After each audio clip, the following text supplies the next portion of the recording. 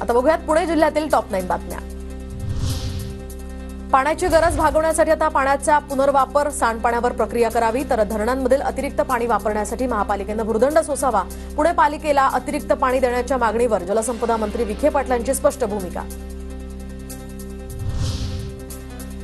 वर्षभरात पुणे विमानतळाच्या धावपट्टीचा विस्तार होणार, तर जागेचं सर्वेक्षण करण्याचं काम पूर्ण। केंद्रीय राज्यमंत्री मुरलीधर मोहोळ यांची माहिती। राडा रोडा दिसल्यास आता अधिकाऱ्यांवर देखील कारवाई। रात्री अंधाराचा फायदा घेत पुण्यातील नदीपात्र, नाले आणि रस्त्यांच्या कडेला सर्रासपणे कचरा टाकण्याचे प्रकार वाढले। पीएमपीच्या ताफ्यामध्ये फेब्रुवारीपासून आता नव्या बसेस दाखल होणार। ठेकेदाराच्या 400 बसेसची निविदा प्रक्रियाही पूर्ण। पुण्यातील मेट्रोच्या जागेवरील डेंगळे पुलाजवळ आता उभारण्यात आलेल्या 50 झोपड्यांवर कारवाई। वाढतं अतिक्रमण, बेकायदा फेरीवाले आणि अनधिकृत बांधकामं यावर धडक कारवाई करण्याची महापालिकेची मोहीम।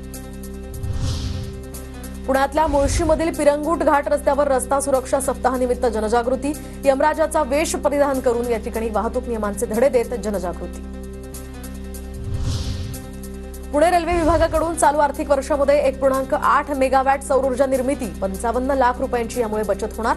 पुणे विभागामध्ये 42 ठिकाणी सौर ऊर्जा निर्मिती। पुण्यातील भोर नगरपालिकेनं शहरामध्ये लावलेल्या 36 सीसीटीव्ही कॅमेऱ्यांपैकी फक्त 2च कॅमेरे सुरू, तर शहरातील नागरिकांचा सुरक्षेचा प्रश्न यामुळे ऐरणीवर। पुण्याच्या भोर तालुक्यातील 542 दिव्यांगांना आता निर्वाह भत्ता वाटप, तर समाज कल्याण विभागांमार्फत मागील 8 महिन्यांचा भत्ता वाटप।